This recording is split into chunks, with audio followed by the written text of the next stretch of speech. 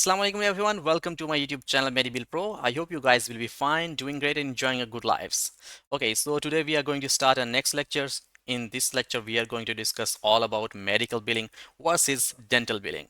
What is medical billing? How it is differentiated from dental billing? What are the different basic aspects? What are the different key steps? And what are the different things which are different from medical billing to dental billing? Okay, so we will just see what are the different contrast and what are the different differences and similarities as well between medical billing and dental billing.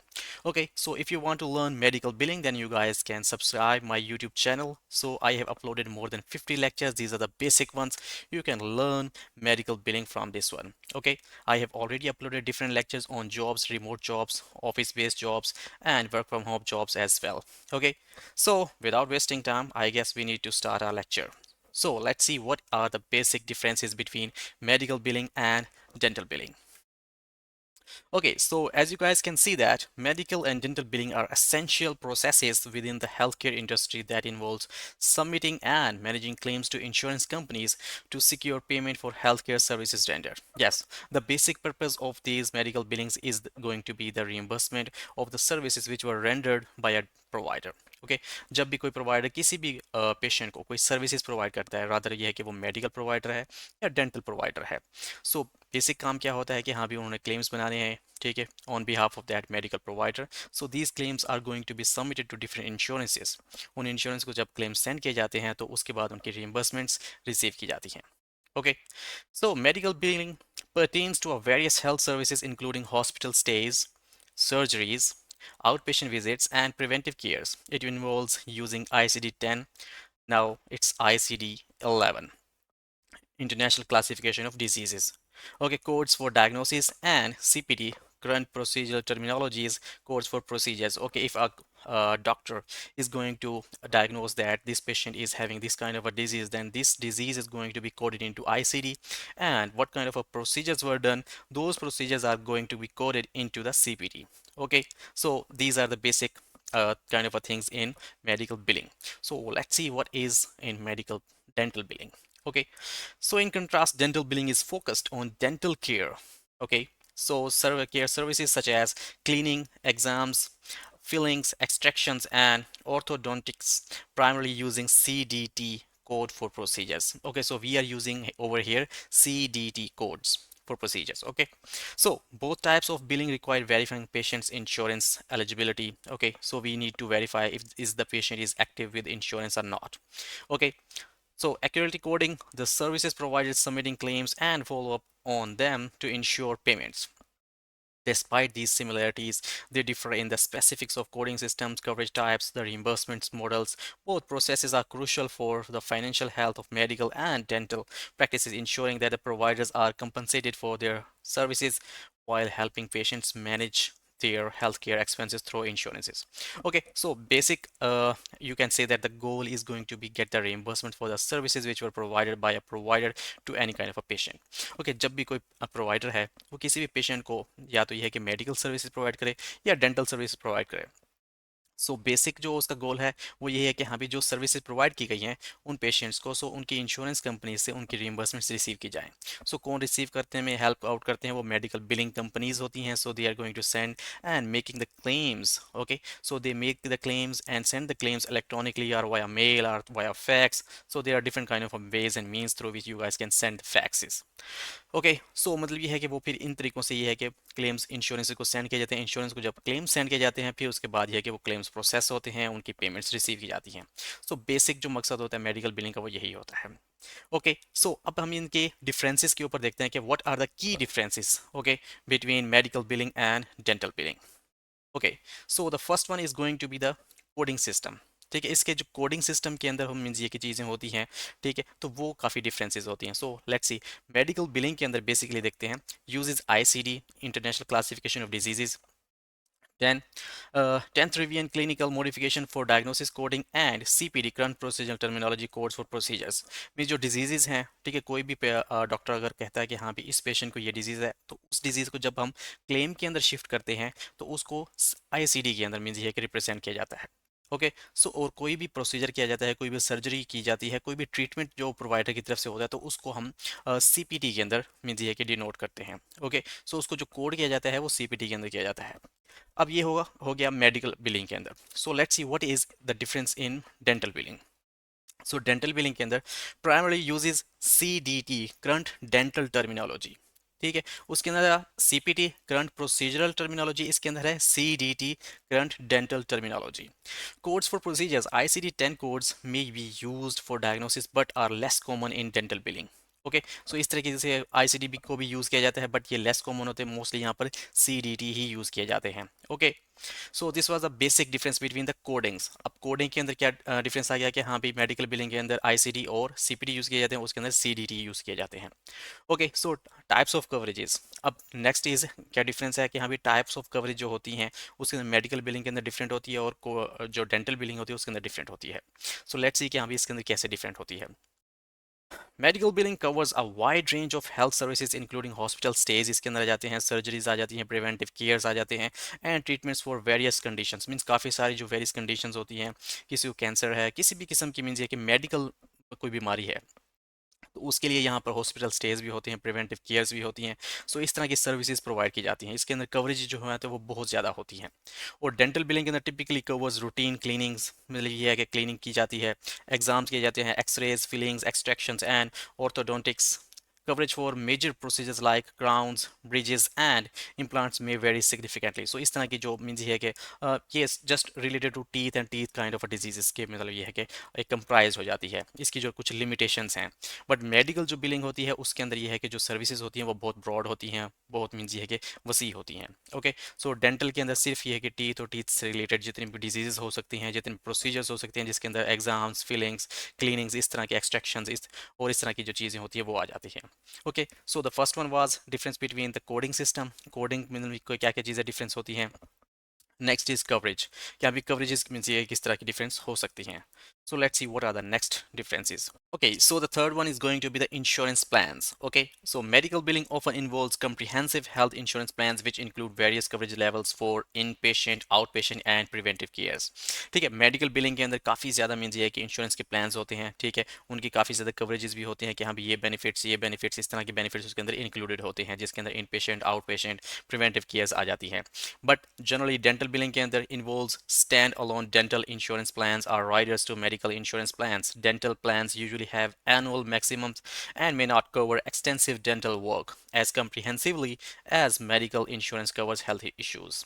Okay. So medical billing के अंदर basically medical billing covers a lot of kind of means ये है कि उसके अंदर काफ़ी ज़्यादा चीज़ें आ जाती हैं, जिसके अंदर ये है कि कवरेजेस आ जाती हैं, काफ़ी सारे बेनिफिट्स इंक्लूड हो जाते हैं कि हाँ भी जो डिफरेंट डिफरेंट प्रोसीजर्स हैं, डिफरेंट सर्विसेज प्रोवाइड की जाती हैं। ठीक है। उसके अंदर काफ़ी ज़्यादा कवरेजेस इंक्लूड हो जाती हैं। बट डेंटल के अंदर इस तरह के से नहीं होते। डेंटल के अंदर लिमिटेड चीज़ें का limited, you can say that there are limited kind of benefits which are available for dental. और काफ़ी सारे इंश्योरेंस प्लान्स ऐसे होते हैं जिसके अंदर डेंटल नहीं होते। ठीक है। Like you can say that कि हाँ भी जो मेडिकेयर है उसके अंदर डेंटल नहीं है। ठीक है। उसके प्लान्स के अंदर डेंटल प्लान्स नहीं होते। ठीक है। If you want to get those kind of things then you need to buy a Medicare Advantage plans लेने पड़ते हैं, या ये है कि आप लोगों को अलग से कुछ प्लान्स होते हैं वो परचेज करने पड़ते हैं, डिफरेंट इंश्योरेंसेज लेनी पड़ती हैं, जिसके लिए आपको ये है कि जो इंश्योरेंस होती हैं फिर वो जाके डेंटल को भी कवर करती हैं। ओके। सो नॉर्मली जो इंश्योरेंस प्लान्स होते हैं, okay, so they are not going to cover your dental kind of things. Okay, so next is claim submissions. Medical billing claims are submitted electronically or on paper using the CMS 1500 form for outpatient services and the UB04 form for inpatient services. Okay, and in contrast with dental billing के लिए फिर क्या चीज़ें होती हैं। Dental billing claims are typically submitted using the ADA dental claim form. Okay. So medical billing के अंदर basically जो फॉर्म्स एंड क्लेम जो हम सबमिशन करते हैं, जो हम क्लेम बनाते हैं, those claims are being send, going to be send to different insurances. जो भी कंसर्न पेशेंट की इंश्योरेंस होती है उसको जब क्लेम बनाया जाता है, क्लेम किस तरीके से सेंड किया जाता है, तो इलेक्ट्रॉनिकली सेंड कर देते हैं या पेपर क्लेम के जरिए सेंड करते हैं, या यूबी पेपर क्लेम कौन से होते हैं, CMS 1500 फॉर्म होता है या UB04 फॉर्म होता है। ठीक है। और जो CMS 1500 फॉर्म है ये आउट पेशेंट सर्विसेज के लिए, जो UB04 फॉर्म है ये इन पेशेंट सर्विसेज के लिए होता है। और इनके अंदर डाटा जो होता है वो मोस्टली सेम ही होता है, पेशेंट का डाटा होता है, प्रोवाइडर का डाटा होता है, CPT कोड्स होते हैं, ICD कोड्स होते हैं। और इसके अंदर डेंटल के लिए भी सेम यही चीज़ें होती हैं, बट ये है कि जो प्रोसीजर्स हैं या जो डायग्नोसिस हैं वो नॉर्मली यू नो के वो डिफरेंट होते हैं। ओके, सो क्लेम सबमिशंस के ये जो फॉर्म्स हैं ये इस तरीके से डिफरेंट हो जाते हैं। Okay, so let's see what are the different other kind of things. Next is reimbursement model. Okay, medical billing utilizes various models including fee for services, capitation and value based reimbursements. अच्छा, medical billing के अंदर ये वाले जो models हैं ये use किए जाते हैं। फी फॉर सर्विसेज होती है, मतलब जो भी आपने सर्विस प्रोवाइड की है उसकी आप सिंपली है कि फी मीन्स ये कि चार्ज करते हो, ठीक है। और डेंटल बिलिंग के अंदर primary uses a fee for service model with some capitation plans in dental HMOs. Health maintenance organization plans भी होते हैं, ठीक है। इसके अंदर मीन्स ये कि फी इसके अंदर भी मीन्स ये कि कुछ कहा जा सकता है कि हाँ भी सेम ही है। फ्री फॉर सर्विसेज मीन ये कि जो भी आप लोगों ने मीन्स ये कि सर्विस ली है उसकी आप लोगों को डिफरेंट जो फ़ी होती हैं तो वो आप लोगों को पे करनी पड़ती हैं। और सम कैपिटेशंस प्लान्स भी होते हैं in dental HMOs, health maintenance organization plans के अंदर भी। Okay, so next is pre-authorization requirements. Okay, medical billing often requires a pre-authorization for high cost procedures, specialized treatments, and certain medications. Yes, pre-authorizations means once a provider is going to perform any kind of a services, okay, so they need to get the authorization from insurance कि हाँ भी insurance से आप लोगों ने authorisation लेनी होती है उस प्रोवाइडर ने कि हाँ भी आया कि मैं ये सर्विस परफॉर्म करने जा रहा हूँ, ये इस पेशेंट को मैं मुझे ये सर्विसेज दे सकता हूँ कि नहीं दे सकता।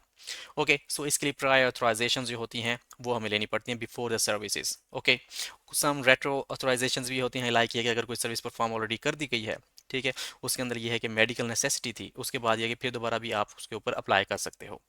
Any how that is a different case, but let's see what is in the dental billing. Pre-authorizations is usually required for extensive or expensive procedures like orthodontics, crowns and oral surgery. Oral surgery, crowns और इनके लिए भी जो pre-authorizations हैं वो already required होती हैं. Okay, so once a provider is going to perform these kind of services, then they require authorizations from insurance companies. Okay, so these are the differences between medical and dental billing. Okay, so now see what are the similarities between these two।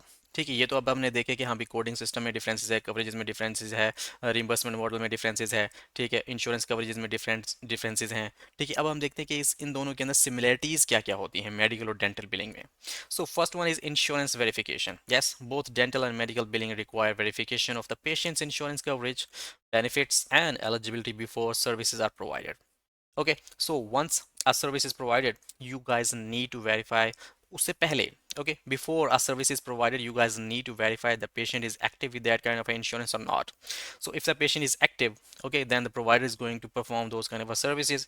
Otherwise, the provider will say that you have to pay the bills out of your pocket. Okay, so मतलब ये simple ही है कि हाँ भी आप अगर insurance के साथ एक्टिव हैं तो ठीक है, नहीं तो पे जो केस होगा वह सेल्फ पे का होगा कि हाँ भी आपको अपनी जेब से ही आपको अपनी पॉकेट से ही पेमेंट करनी पड़ेगी इस बिल की जो आप सर्विसेज लेंगे, if you are not active with any kind of insurance.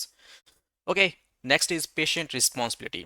Both systems involve determining patient's responsibility for co-pays, deductibles and co-insurance amounts at the time of services or after insurance processing. Yes, these kind of इसके अंदर काफ़ी सारे patient की responsibilities भी बनती हैं, ठीक है, सेम मेडिकल बिलिंग के अंदर भी और डेंटल बिलिंग के अंदर भी। Like if the insurance is going to cover your 80% and then they will pay for that kind of a thing. Okay, the rest of the amount will be made as a co-insurance बना देते हैं, वो patient responsibility बना सकते हैं, ठीक है, as a co-insurance और deductibles भी बना सकते हैं if the patient has not met the deductibles. Okay, so deductibles is a handsome and annual kind of amount. Okay, after you met those deductibles, then your insurance start working or start taking care of your medical expenses, ठीक है। सो deductibles वो चीज़ होती है। Okay, सो दोनों के अंदर भी means dental के अंदर भी और मेडिकल के अंदर भी दोनों चीज़ों के अंदर ही मींस ये कि कोपेज भी बनते हैं, डिडक्टिबल्स भी बनती है और को इंश्योरेंस भी बनती हैं। सो ये दोनों चीज़ें भी इसके अंदर सिमिलरिटी के अंदर इंक्लूड हो जाती हैं। Next is claim processing. The claim process of submitting claims to insurance companies, following up on unpaid claims, and appealing denied claims is similar in both dental and medical billing. So claim submitting means simply claims बनाए जाते हैं, but claims के जो forms होते हैं वो different होते हैं। एज यू ऑलरेडी सी कि हाँ भी जो हमारे पास फॉर्म्स होते हैं हम तो एक इलेक्ट्रॉनिकली भी क्लेम सेंड कर सकते हैं, और अगर पेपर मेल भेजने हैं तो उसके लिए CMS 1500 है आउट पेशेंट सर्विसेज के लिए, और इन पेशेंट के लिए UB04। ओके, और डेंटल का भी इस तरीके से डिफरेंट है। सो फॉर्म डिफरेंट है बट उसके अंदर जो डाटा होता है वो most kind of things means के सेम होती हैं। प्रोवाइडर का भी मीन्स ये है कि उसके अंदर मीन्स ये डाटा होता है, पेशेंट का एड्रेस, पेशेंट का नेम, डेट ऑफ बर्थ, इस तरह की चीज़ें भी वो ऐड होती हैं। जो डायग्नोसिस थी या जो प्रोसीजर्स परफॉर्म किए गए थे वो भी ऑलरेडी उसके अंदर ऐड होते हैं। सो इस तरीके से हम मीन्स ये कि जब क्लेम इंश्योरेंस को सेंड किया जाता है, इंश्योरेंस अगर क्लेम को पे कर देती है, that's well and good. If insurance is going to reject or deny that claim on grounds of any kind of errors or issues, then the person who is working on that insurance is going to take care of those kind of things with appeals. Okay, so AR follow up किया जाता है, उसके अंदर फिर ये है कि appeals की जाती हैं, उसको उस एन एरर्स को रेक्टिफाई किया जाता है, रेक्टिफाई करने के बाद क्लेम को दोबारा रीसबमिट किया जाता है. So same kind of procedures are same in medical and dental billing. Okay, so next one is revenue cycle management. Both involves managing the revenue cycle from patient registration and charge capture to claim submission, payment, posting and collections. So same kind of things, registration होती है, patient की insurance की verification होती है, उसके बाद ये कि उनके charges बनाए जाते हैं, demo entry की जाती है, claim की submission होती है, claims के ऊपर follow up किया जाता है, claims के मीन्स के payments receive होती हैं, फिर payments patient collections होती हैं, अगर कोई patient की मीन्स ये कि रह जाती हैं, लाइक ये कोई payment अगर रह गई है इंश्योरेंस कवरेज के बाद, तो फिर ये कि पेशेंट से वो चीज़ें कलेक्ट की जाती हैं. सो इस तरह का जो रेवेन्यू साइकिल है वो सेम है दोनों के अंदर. ठीक है, मेडिकल बिलिंग के अंदर भी और डेंटल बिलिंग के अंदर भी ये दोनों चीज़ें सेम हो जाती हैं. Next one is compliance and regulations. Both require adherence to regulations and guidelines set by entities such as HIPAA, Health Insurance Portability and Accountability Act for patient privacy and security. Yes, both require same kind of a things, like you are not going to breach any kind of a patient's data, you are not going to reveal any kind of a medical reports, medical documentations to any non-concerned person. Okay, and you are not going to transfer those kind of a data to from one entity to another entity. Okay, regardless of the necessity. ठीक है, जो means ये है कि concern department से आप उनको सिर्फ डाटा शेयर कर सकते हो, otherwise you are not required, otherwise you are not going to send any kind of documentation to irrelevant person or irrelevant department. Okay, so we are going to make all those kind of things confidential. Okay, so दोनों के अंदर compliance and regulations भी बहुत ज़्यादा ज़रूरी होते हैं. So these were the similarities between medical and dental billing. Okay, so this was all about this lecture. So we just saw that what were the different differences between the medical and dental billing, and what were the different kind of similarities between medical and dental billing. Okay, so this was the new kind of a thing. So if you guys have any kind of confusion regarding this lecture, then you guys can let me know. Okay, अगर कोई और भी आपको issues है medical billing के अंदर, किसी चीज़ के ऊपर आप लोग चाहते हैं कि अभी मैं वीडियो बनाऊं, then you guys can let me know. Okay, so thank you so much watching me again and for your attention. Inshallah, we'll meet in the next lecture with new kind of a stuff. Okay, so till then, take care of yourself and of your family, and remember me on kind prayers. And don't forget to subscribe my YouTube channel if you are new to this one. Okay, so thank you so much. Take care. Allah Hafiz.